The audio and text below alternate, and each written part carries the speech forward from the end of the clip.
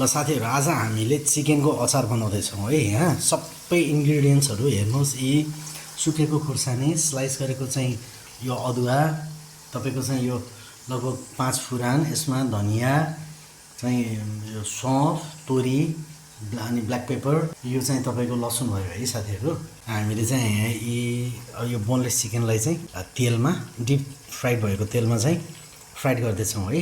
यो एकदम deep hot हुनुपर्छ है तेलहरू चाहिँ। हामीले यो मसलाको चाहिँ सामान्य दरदरा तरिकाले पिस्नुपर्छ यसलाई, र यसलाई चाहिँ पछि मासुमा यो मासु चाहिँ यो अचारको मासु चाहिँ फ्राइड भइसकेपछि यसमा मोल्नुपर्छ यसलाई है। अब हामीले यो मासुलाई चाहिँ डिप फ्राइड हुने तरिकाले चाहिँ फ्राइड गर्छौँ, र फ्राइड भइसकेपछि हामीले एकछिनपछि यो रातो खुर्सानी र स्लाइस गरी काटिएको चाहिँ अदुवालाई यसमा हाल्छौँ। यसले गर्दा स्वादलाई एकदमै इन्हान्स गर्छ है।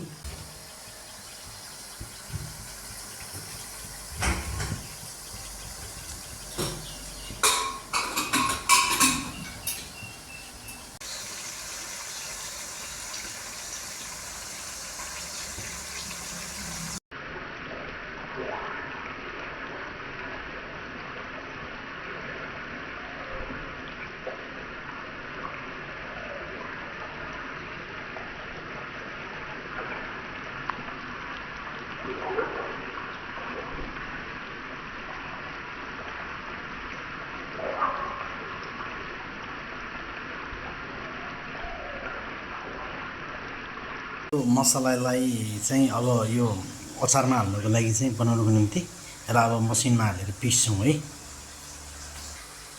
यसलाई यत्तिको छ, योभन्दा अझै दरदरा बनाउने हो है। हामीले यत्तिको बनायो हुन्छ है। यसलाई यत्तिको बनाइयो भने यो फाइन हुन्छ है।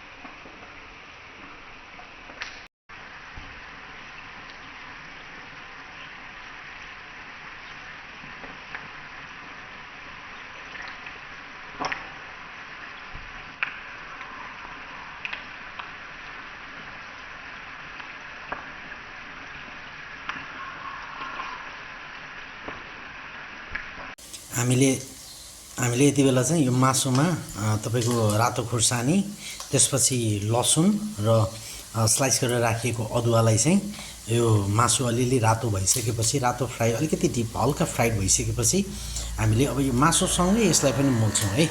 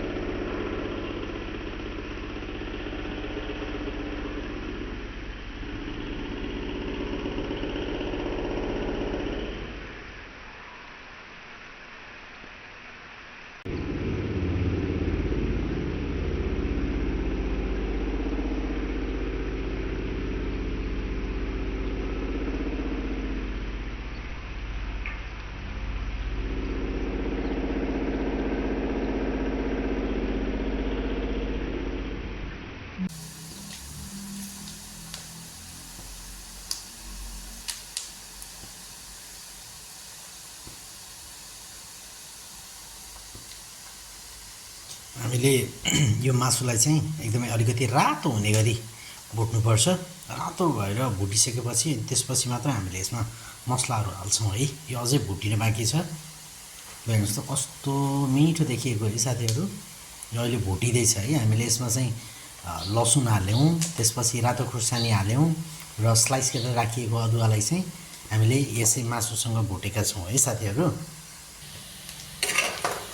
हामी यसलाई चलाउँछौँ है एकछिन अब।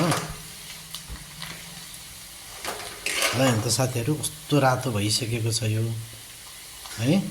यहाँहरूले पनि बनाउन सक्नुहुन्छ घरमा है। यही रेसिपी प्रयोग गरेर घरमा बनाउन सक्नुहुन्छ है साथीहरू। यो हाम्रो यतिको बनिसकेको छ है। हेर्नु साथीहरू है, यो चाहिँ चिकन अचार। हामीले अब यसलाई चाहिँ बट्टामा हाल्छौँ है। सिसाको बट्टामा हाल्छौँ है यसलाई हामीले।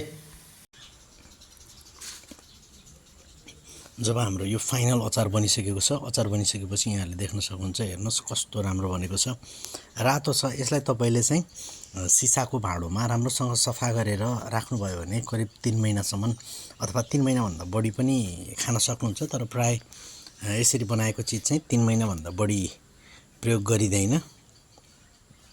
यो चाहिँ हामीले लगभग करिब 1.5 किलो मासु ल्याएर 1.5 किलोबाट छुट्याउँदाखेरि बोनलेसबाट 1 किलो मासु आयो र 1 किलोबाट बनाएको हाम्रो करिब 1100 ग्रामको हाराहारी छ। यो मैले जोग्दाखेरि सुरुमा मासु पनि यति मासु निकालेर हामीले चाहिँ यसको चाहिँ करिब यो हामीले अचार बनाएका छौँ है साथीहरू। हामीले यसलाई चिसो भइसकेपछि चाहिँ अनि सिसाको भाँडामा राख्छौँ है। सिसाको भाँडामा सफा गरेर राख्छौँ।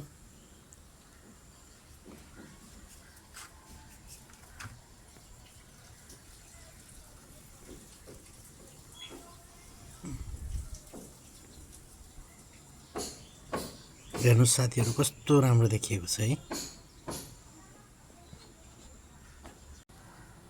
चिकनको हामीले सानसानो पिस बनाएका थियौँ। सानसानो पिसमा चिकन राम्रोसँग पाक्छ पनि अचारमा यो एकदमै राम्रो पनि हुन्छ। हेर्नुहोस् त कस्तो राम्रो बनेको छ है। र हामीले यसलाई चाहिँ चिसो बनाइसकेपछि सिसाको भाँडामा राख्छौँ।